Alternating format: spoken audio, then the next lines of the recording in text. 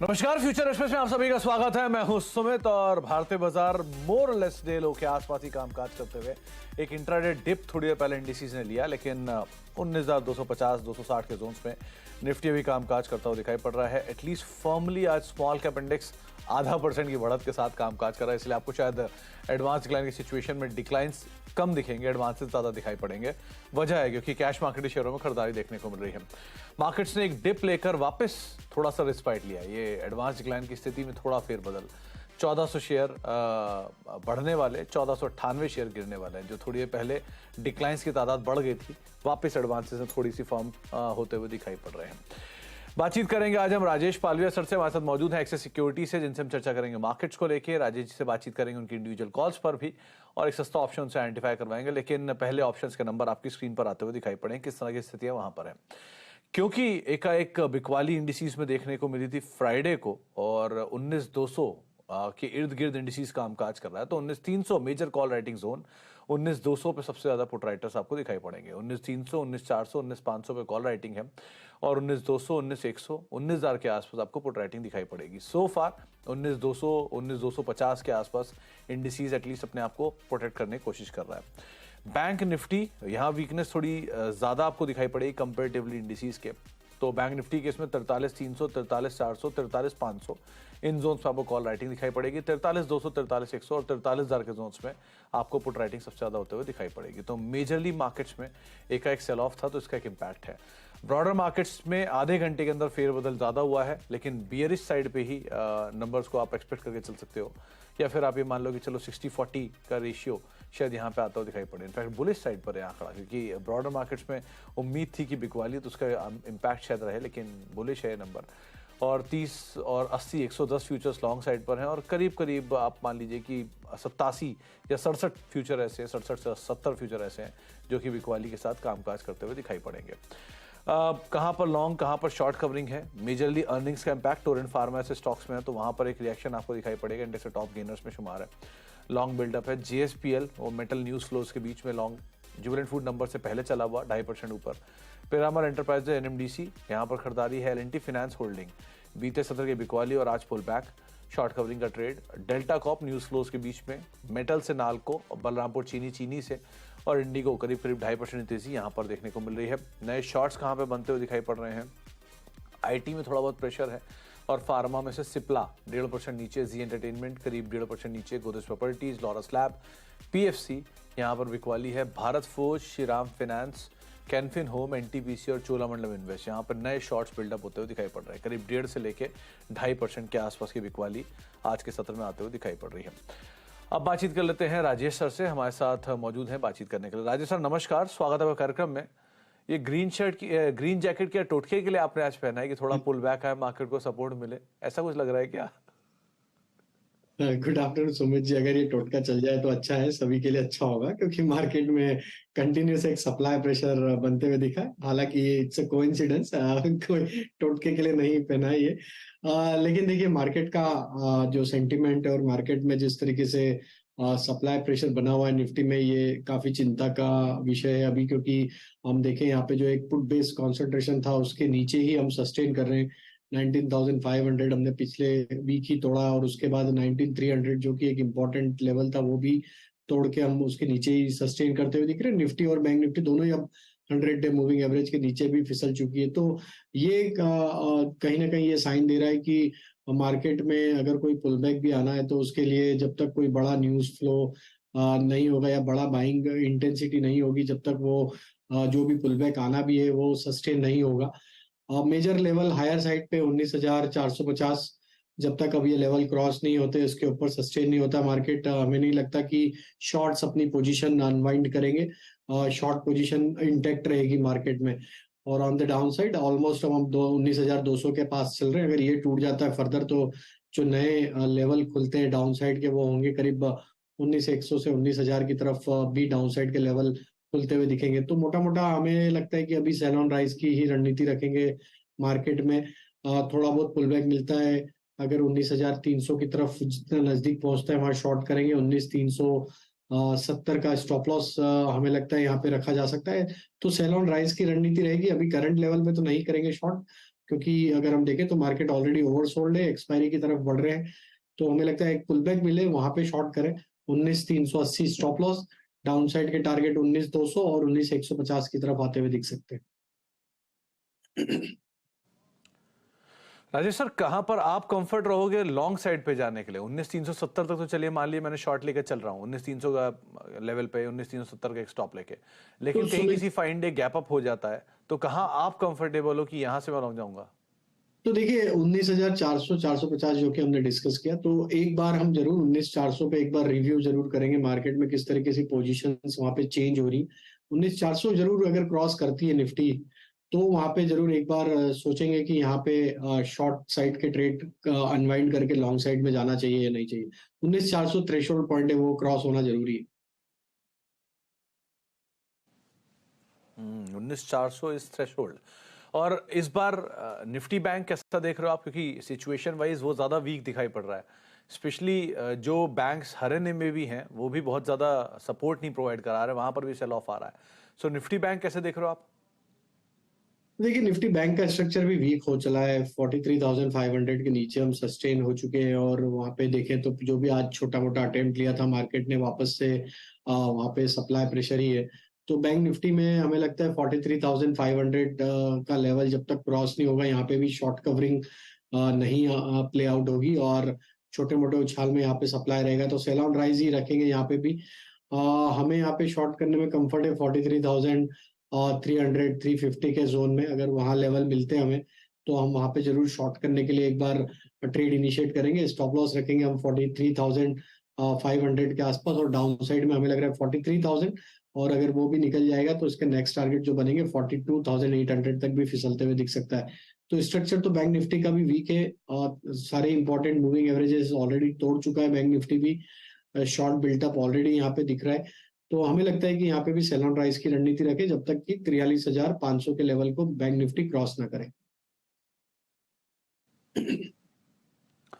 43,500 जब तक bank Nifty पार नहीं होता और 19,400 450 निफ्टी जब तक पार नहीं होता, तब तक आपके लिए सिर्फ सेल ऑन राइज, ये एक रणनीति रहेगी राजेश सर की तरफ से। राजेश सर, इंडिविजुअल स्टॉक्स, क्योंकि आज एक सरप्राइज है कि बाजार तो फ्लैट है लेकिन ब्रॉडर मार्केट्स जो है वो बुलिश साइड ही शो कर रहे हैं, सो यहाँ क्या करना चाहिए? देखिए वीकनेस में जो स्टॉक लग रहे हैं, हम शॉर्ट के भी ट्रेड है लॉन्ग के भी ट्रेड है, तो पहला जो शॉर्ट का ट्रेड है वो कैनफिन होम है। स्टॉक में एक मल्टीपल सपोर्ट जोन एरिया को ब्रेक डाउन ऑलरेडी किया है। यहाँ पे थर्ड कंजिक्यूटिव डे है जहाँ पे लोअर हाई लो फॉर्मेशन बने, शॉर्ट बिल्टअप के यहाँ पे सेटअप है, तो कैनफिन होम पे शॉर्ट करने की सलाह है। हमें लगता है डाउन साइड में इसका जो टारगेट बन सकता है वो 700 रुपए से 690 रुपए की तरफ ये फिसलते हुए दिख सकता है।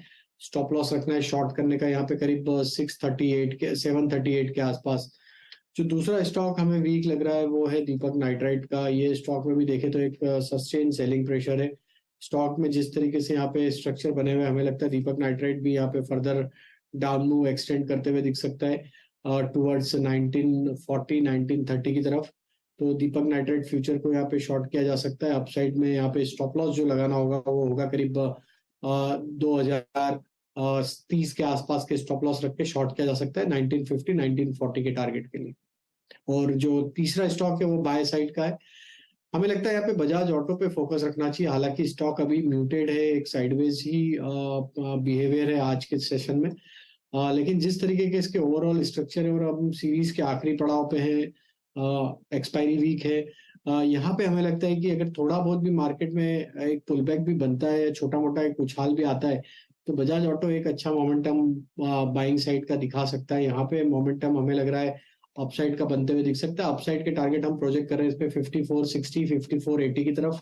स्टॉप लॉस जो रखना है वो करीब 5350 की तरफ। तो 5350 का एक स्टॉप लेके आप लॉन्ग साइड पे जाएंगे बजाज ऑटो के अंदर, करीब 19-20 रुपए नीचे ये कामकाज करा। लेकिन हाँ, शॉर्ट साइड पे आप कैनफिन होम जैसे स्टॉक्स को आइडेंटिफाई कर सकते हैं जहां पर थोड़ा बहुत एक प्रेशर दीपक नाइट्राइट और कैनफिन होम के अंदर आता हुआ दिखाई पड़ेगा। कैनफिन होम 700 के टारगेट्स के लिए 738 से स्टॉप लॉस मेंटेन करें, और दीपक नाइट्राइट के केस में भी 1950 1940 के टारगेट्स के लिए शॉर्ट साइड पे यहाँ पे जा सकते हैं। राजेश सर, दो स्टॉक जो आज इन फ्लेवर है, पहला तो टोरेंट फार्मा, नंबर्स के बाद टॉप गेनर बना, 3.5% की तेजी यहां देखने को मिल रही है, और दूसरा जुबिलेंट फूड, प्रीएम्प्ट करके मार्केट चल रहा है, 2.5% के आसपास की तेजी है नंबर से पहले। कैसे रीड करा जाए इन दोनों को? तो देखिए, टोरेंट फार्मा ने जरूर एक पुल बैक दिया है, और जिस तरीके से स्टॉक आज पॉजिटिव टेरिटरी में ट्रेड कर रहा है, बट ये अपने ऑलमोस्ट क्रिटिकल सप्लाई जोन के आसपास ही ट्रेड कर रहा है, जो कि अभी भी हम देखें फॉलो अप बाइंग में वो क्रॉस नहीं हो पा रहा है, जो कि ये करीब 1945 1955 की जोन, ये जब तक नहीं निकलेगा यहाँ पे fresh follow up buying action नहीं बनेगी। 1955 अगर ये निकाल पाता है तो इसमें नेक्स्ट टारगेट 2000 की तरफ भी आते हुए दिखेगा। तो अभी जिनके पास ऑलरेडी लॉन्ग साइड का ट्रेड है उनके लिए सलाह रहेगी कि अब स्टॉप लॉस को जरूर ट्रेल कर लें, क्योंकि ओवरऑल मार्केट में एक वीकनेस बनी हुई है। तो हमें लगता है अगर मार्केट का वीकनेस एक्सटेंड होगा तो यहाँ पे भी सप्लाई आते हुए दिखेगा। 1906 का स्टॉप लॉस रहेगा जिनके पास भी लॉन्ग साइड की पोजीशन अभी ओपन है। जुबिलियंट फूड जरूर इन एक्सपेक्टेशन की नंबर अच्छे होंगे। वर्ल्ड कप सीजन है, काफी कुछ डिमांड या इनके ऑर्डर फ्लोज बड़े होंगे, जिसके चलते प्रॉफिटेबिलिटी का एक अंदाजा जरूर लग रहा होगा। तो हमें लगता है जुबिलियंट फूड में जिस तरीके की मोमेंटम बने हुए हैं यहाँ पे, स्टॉप लॉस जो सजेस्ट करेंगे वो होगा करीब 520 के आसपास। अगर ये 520 के लेवल को होल्ड आउट करता है तो हमें लगता है कि यहाँ पे एक ब्रेकआउट बनते हुए दिख सकता है, जो कि स्टॉक को 555 560 की तरफ लेके जा सकता है। लेकिन 520 का स्टॉप लॉस जरूर फॉलो करें, क्योंकि नंबर है, वॉलेटिलिटी जरूर देखने को मिल सकती है स्टॉक में। 520 का स्टॉप लॉस यहाँ फॉलो करेंगे। और टोरेंट के केस में 1950 को आप जरूर ध्यान रखिएगा, जब तक वो ब्रीच नहीं होता उसके अकॉर्डिंग ही यहाँ पे काम कर रहेगा। 555 560, लेकिन जुबिलेंट फूड के नंबर्स हैं तो थोड़ा वोलेटाइल जरूर रहता है आमतौर पे स्टॉक्स। एक ब्रेक का वक्त हो गया, ब्रेक के बाद लौटते हैं और बातचीत करेंगे क्रूड को लेकर भी, क्रूड रिलेटेड कुछ स्टॉक्स के ऊपर भी, और एक सस्ता ऑप्शन आइडेंटिफाई करवाते हैं राजेश सर से छोटे से ब्रेक के उस पार।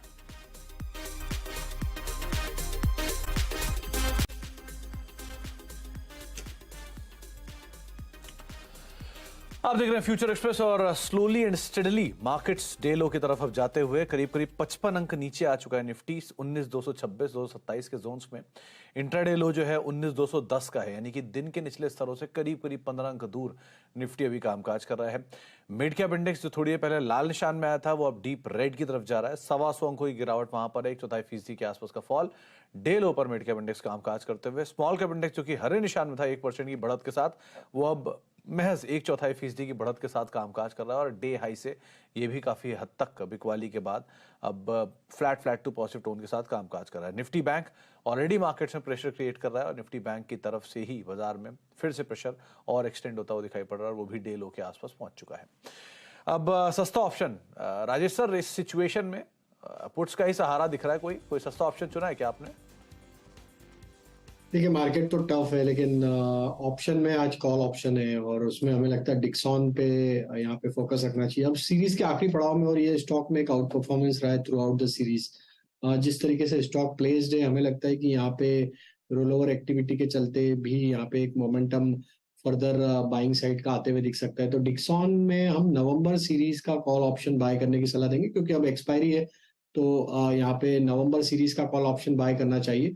5500 के स्ट्राइक का slight out of the money call option रहेगा। 5500 के स्ट्राइक का कॉल ऑप्शन 218-19 रुपए के आसपास ट्रेड कर रहा है, इसमें बाय करने की सलाह है।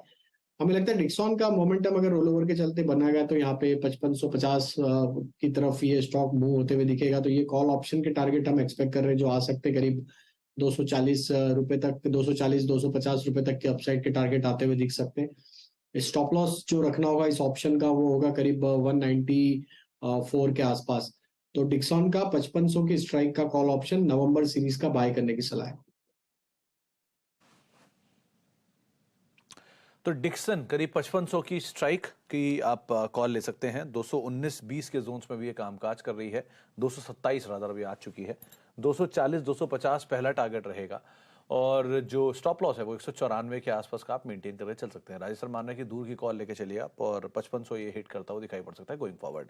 राजेश सर, दो नाम और, जिसमें एक इंडिगो, आज क्रूड के फॉल का इंपैक्ट यहाँ कह लीजिए, और दूसरा एशियन पेंट्स, थोड़ा बहुत ये भी लोअर लेवल से पुल बैक दिखा रहा है, क्रूड का ही सपोर्ट इसे भी कह सकते हैं मिल रहा है। क्या करेंगे इन दोनों में? देखिए, एक पुल बैक का ही ट्रेड है। हालांकि वो स्ट्रक्चर तो अभी देखें तो वीक ही है एशियन पेंट का। हमें लगता है कि अभी यहाँ पे जो भी छोटे मोटे पुल बैक बनेंगे वहाँ सप्लाई रहेगा। Almost stock 200 day moving average के आसपास ही ट्रेड करते हुए दिख रहा है पिछले 2-3 ट्रेडिंग सेशन से। तो एक सपोर्ट बाइंग एक्शन यहाँ पे जरूर बना है, लेकिन हमें लग रहा है पुल बैक में अगर यहाँ पे 3150 3160 के लेवल आते हैं तो वहां पे वापस इसमें प्रॉफिट बुक कर लेना चाहिए, अगर कोई भी यहाँ पे लोअर साइड में यहाँ पे बाइंग की पोजीशन बना रहा है। स्टॉप लॉस जो है अब यहाँ पे लॉन्ग साइड के ट्रेड के वो करीब रहेंगे 3070 के आसपास के। जब तक ये लेवल इंटेक्ट है, एक प्रोबेबिलिटी है कि ये पुल बैक में यहाँ से 3150 की तरफ बढ़ते हुए दिखे। इंडिगो में भी जरूर पुल बैक बना है, लेकिन पिछले 3-4 सेशन में देखें तो एक प्रॉफिट टेकिंग थी स्टॉक में। स्टॉक एक अच्छे सपोर्ट के आसपास अभी ट्रेड करते हुए दिख रहा है। हमें लगता है स्टॉक ने एक जरूर पुल बैक अपने इंपॉर्टेंट सपोर्ट जो कि करीब 2400 के आसपास, उसके आसपास से ही एक पुल बैक दिया है। तो जहां जो भी लॉन्ग पोजीशन अगर होल्ड किए हुए उनके लिए स्टॉप लॉस 2400 का है। जब तक ये बना हुआ है देयर इज अ प्रोबेबिलिटी कि यहाँ पे ये पुल बैक एक्सटेंड हो सकता है 2540 की तरफ। तो वहां जरूर वापस प्रॉफिट बुक कर ले, क्योंकि मार्केट का टेक्सचर अभी भी वीक साइड पे। तो कोई भी ट्रेड पुल बैक ट्रेड ही रहेगा, चाहे वो एशियन पेंट हो या इंडिगो, इन दोनों को आप उसी हिसाब से ही देखेंगे। बहुत बहुत शुक्रिया राजेश सर हमारे साथ मौजूद रहने के लिए। बता दें कि मनी कंट्रोल पर दिए गए विचार एक्सपर्ट्स के अपने निजी विचार होते हैं। वेबसाइट या मैनेजमेंट इसके लिए उत्तरदायी नहीं है। यूजर्स को मनी कंट्रोल की सलाह है कि कोई भी निवेश निर्णय लेने से पहले सर्टिफाइड एक्सपर्ट की सलाह लें।